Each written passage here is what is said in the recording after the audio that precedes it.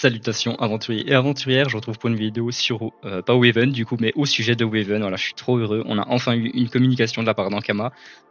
Je l'attendais à fond, vraiment, je me tâtais depuis une petite semaine à faire une petite vidéo en mode oh Ankama, on est là, il serait temps de donner signe de vie. Mais voilà, donc là je suis très heureux d'avoir ces annonces. Alors bon, on verra à la fin de la vidéo si je suis toujours heureux de ces annonces, hein. Mais j'ai pas encore pris le temps de les lire, vraiment, je voulais découvrir ça en même temps que vous, donc en direct. Donc je pense que sans perdre davantage de temps, c'est parti pour un petit récit. Je vais me contenter de lire et puis d'argumenter un petit peu par-dessus. Après 2 longs mois sans nouvelles croquantes à vous partager, vous privant au passage un peu de clarté sur l'avancée de nos galères, on sort enfin la tête de l'eau pour refaire surface. Vous connaissez ce moment où l'on veut ranger une pièce et qu'on finit par tout vider par terre avant même d'avoir commencé? C'est à peu près ce qu'on a fait avec Waven. Le temps file et dans les coulisses on a simplifié, repensé, taillé dans le gras du cochon, réimaginé, plané parfois. Entre 2 meetings enflammés et plusieurs game design documents indigestes, il faut le dire, on a repris du poil de la bête en gardant une idée claire. Comment rendre Waven plus simple sans l'appauvrir?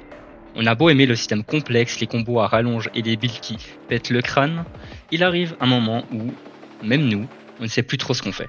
Alors on a décidé de mieux choisir nos combats. La simplification. Aussi étonnant que cela puisse paraître, simplifier un jeu n'est pas simple. Au contraire, c'est un exercice vraiment tordu, ou de tordu, au choix. Ce mot-là, simplification, peut faire peur. On imagine qu'on va perdre de la profondeur, que les mécaniques vont devenir fades et que le fun sera bridé. Mais ce n'est pas du tout l'objectif. Ce qu'on vise, c'est de la clarté. Un jeu qui donne envie d'y plonger tête la première sans se demander si on a pied. Relire 6 fois ou plus la description d'un sort pour le comprendre, ce n'est pas vraiment ce qu'on veut. Alors on a pris notre courage à deux mains et on s'est attaqué à plusieurs aspects fondamentaux de Waven. Les héros et leurs sorts, les descriptions, le système de cartes, les compagnons, la réserve de PA et quelques mécaniques retirées. Pour les héros et leurs sorts, ceux qui ont suivi notre Ankama Live d'avril en ont déjà eu un aperçu.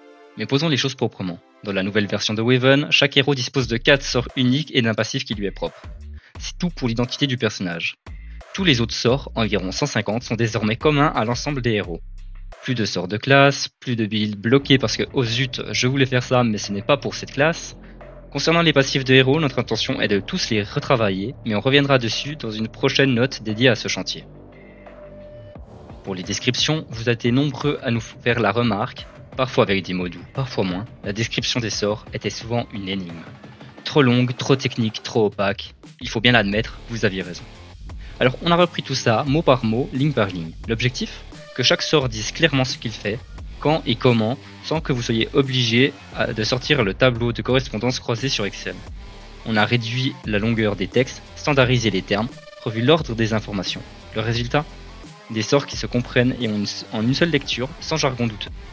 Et quand l'effet est un peu plus particulier, on les rend plus intelligibles, visuellement ou contextuellement. Pour le système de cartes, on en avait déjà parlé, le cœur du gameplay de Waven, ce sont vos cartes. Sorts et compagnons sont désormais regroupés dans le deck. Et ça change tout.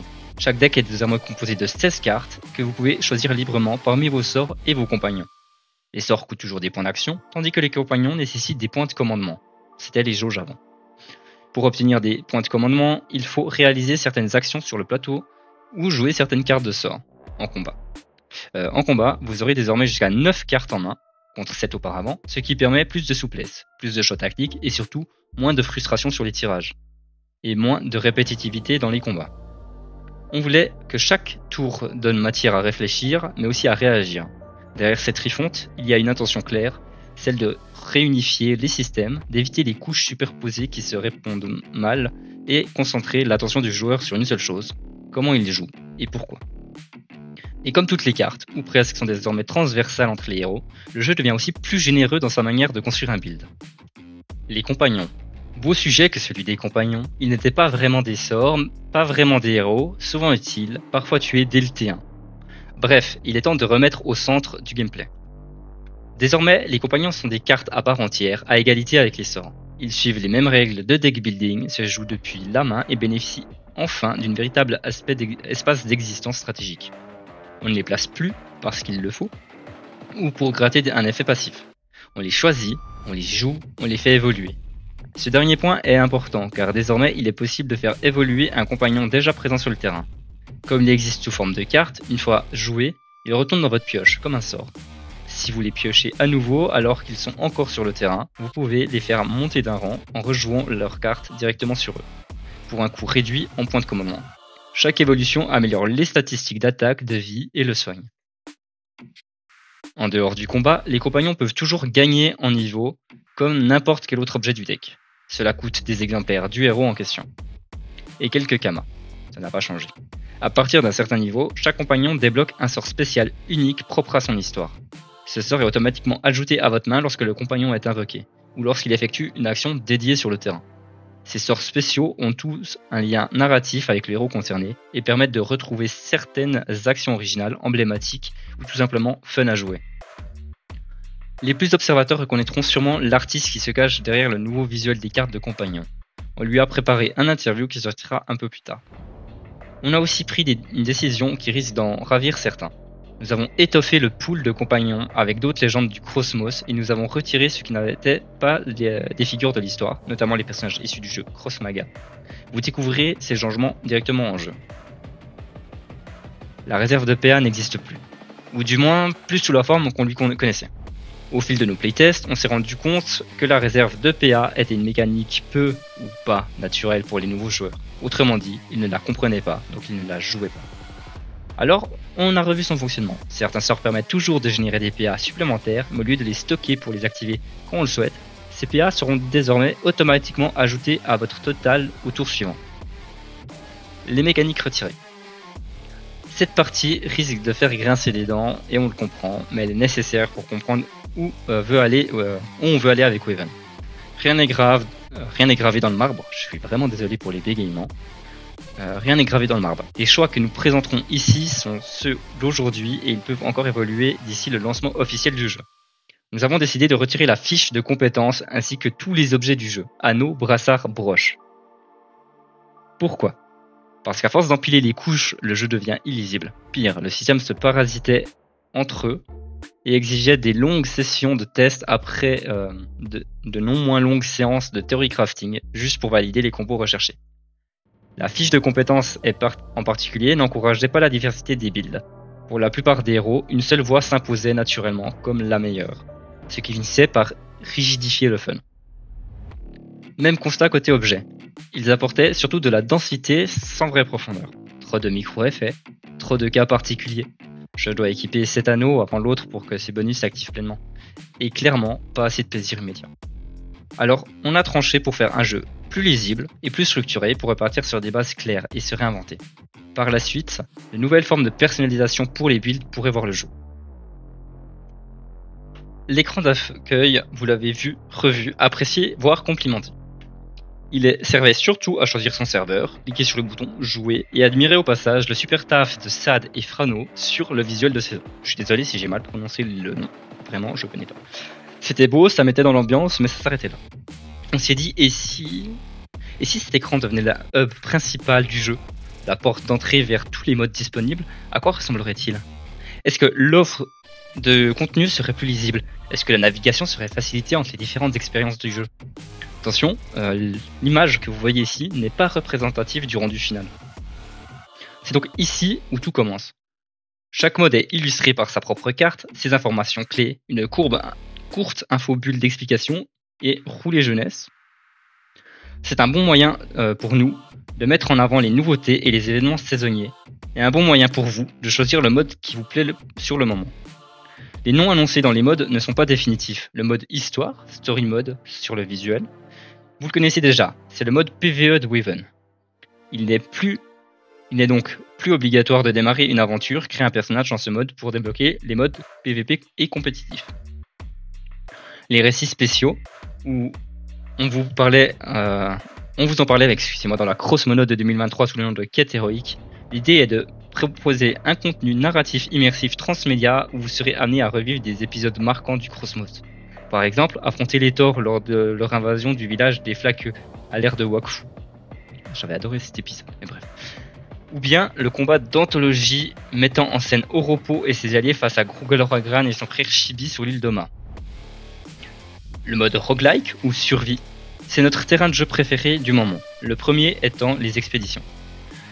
Ce mode a pas mal évolué depuis le dernier Rankama Live Waven, où on vous en parlait. Alors on y reviendra dans une prochaine note parce qu'il mérite clairement sa propre partie. Le boss fight, parfois appelé Battle Royale, quant à lui, sera le prochain système qu'on attaquera une fois le roguelite finalisé. Ce qu'on peut déjà vous dire, c'est que tout le travail effectué sur le roguelike va accélérer la progression du boss fight, les deux modes partageant plusieurs mécaniques. Alors j'aime beaucoup cette image. Spécialement ce petit Lamarguedon là-bas en haut. Voilà. No spoil. Il y a de grandes chances que je commence avec un Lamarguedon sur les nouvelles versions du jeu. Voilà. Parce que c'est mon perso de cœur. No spoil, hein. Je pense que les gens qui me connaissent ne s'en doutaient pas. Mais il y a aussi une petite chance que je joue aussi Zinetritos, on verra. On verra ça, selon la refonte des passifs. Enfin bref, je m'égare, excusez-moi, je m'égare. Oh, et j'avais même pas vu le crackler au milieu, c'est fou. Bref. Le versus, vous le connaissez aussi. Et non, on n'a pas encore retravaillé dessus. Le mode saison, c'est le bon vieux combat saisonnier du portail temporel. Lui non plus n'a pas encore été touché pour l'instant. Enfin, les modes de l'extrême droite. Pardon, les modes à l'extrême droite, ça n'a rien à voir, excusez-moi. Les modes à l'extrême droite de l'écran sont purement des placeholders. Là pour vous et nous, aider à vous projeter dans ce que deviendra un écran d'accueil quand les nouveaux contenus feront leur apparition. Bref, vous l'aurez compris, il reste encore beaucoup à faire et à partager avec vous. On a hâte que vous puissiez prendre en main cette nouvelle version de Waven et nous répondre franchement. Est-ce que c'est mieux? Est-ce que ça fonctionne? Est-ce que vous avez envie d'y revenir? Nous en tout cas, on y croit fort. Merci de votre patience et pour vos messages et surtout merci d'être encore là. La suite arrive. Bon, maintenant je vais pouvoir passer sur mon avis. Je pense qu'on va reprendre point après point.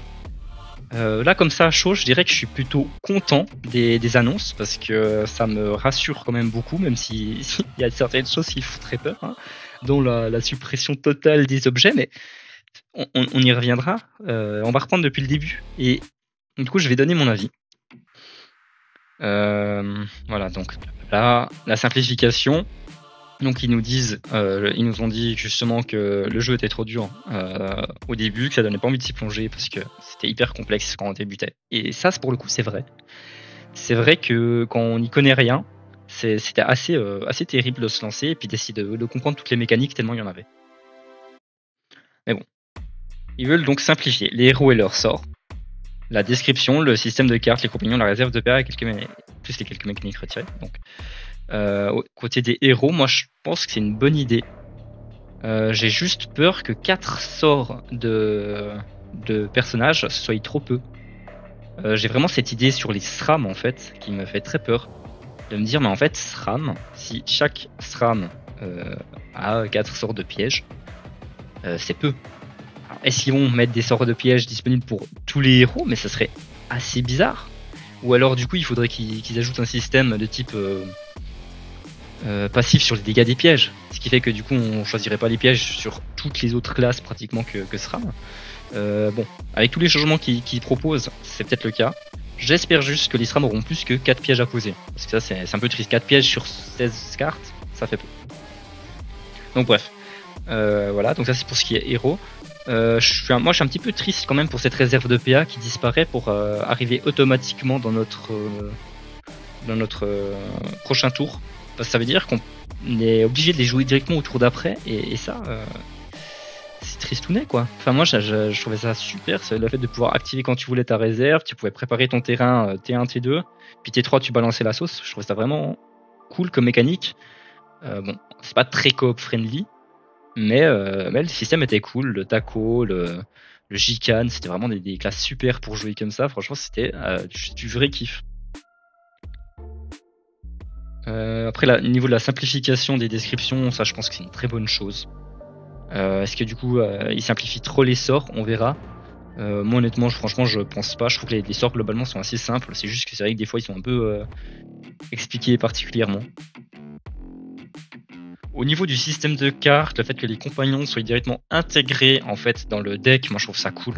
Je trouve ça vraiment bien.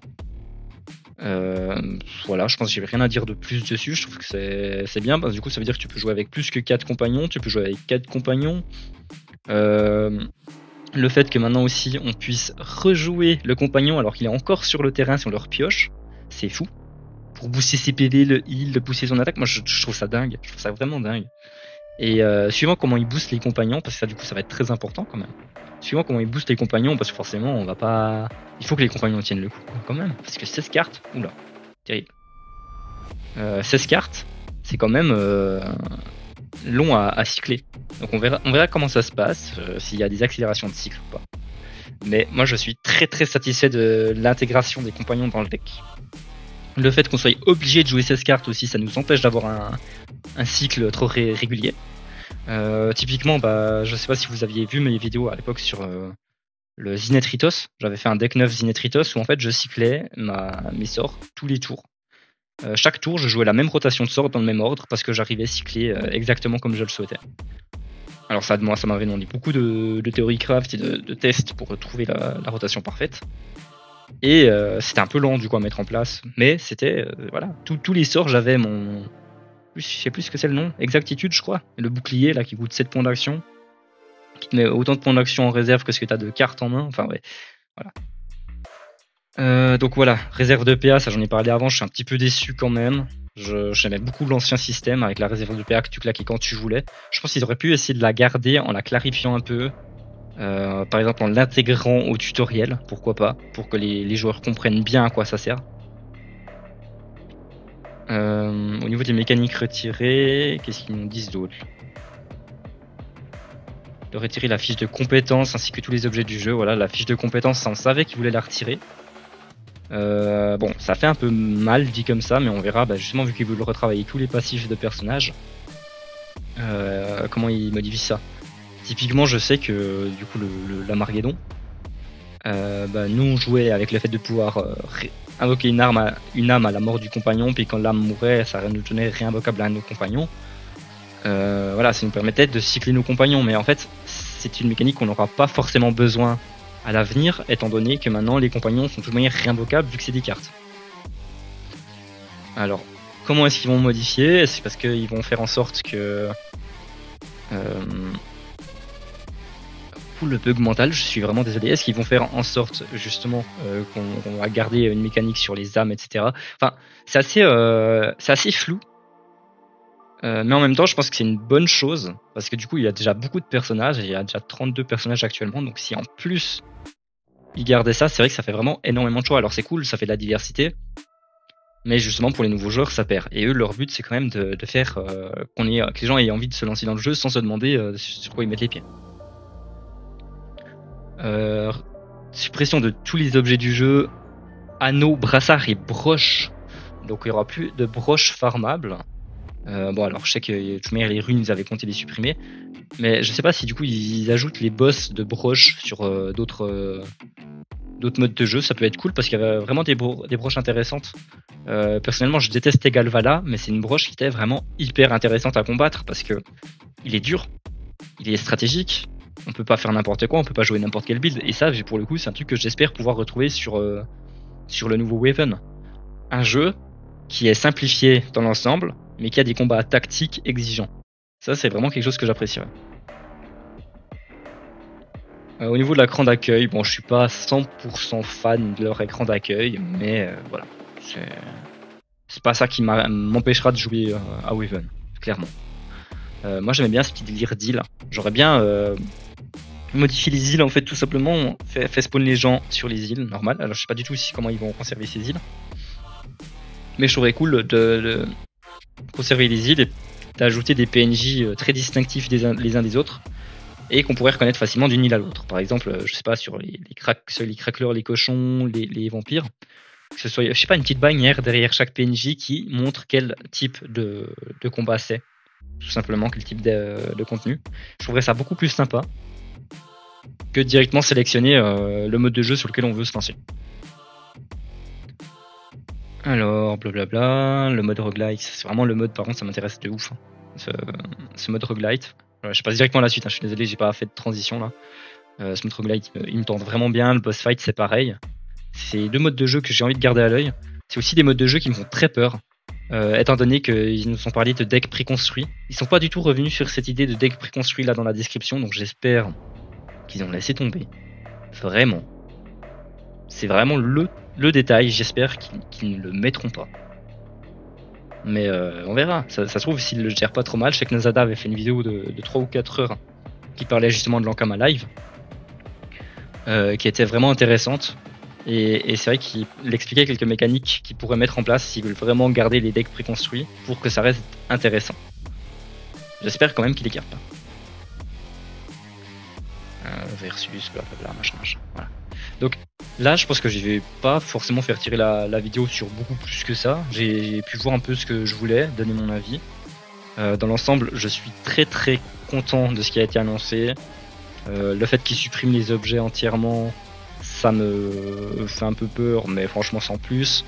La suppression de la réserve de PA, ça me fait un peu chier, mais ma foi, on fera avec. De toute manière, moi, les personnages que je jouais, ils n'étaient pas à fond basés sur la réserve de PA, mes personnages préférés. Quoique, il y avait quand même du Cinetritos. Hein. Mais bref, voilà. Donc on verra ce que ça donne. On verra ce que ça donne, mais pour l'instant, je suis assez content de ce que le jeu nous montre. Donc, je me réjouis qu'il nous communique davantage d'informations. Aussi qu'on ait les dates qu'on ait les dates en fait aussi pour les tests. Moi, j'attends que les dates pour poser mes vacances au boulot. Hein. J'ai déjà prévenu ma copine. Quand le jeu est disponible, je prends 2 semaines de vacances et elle ne me voit plus.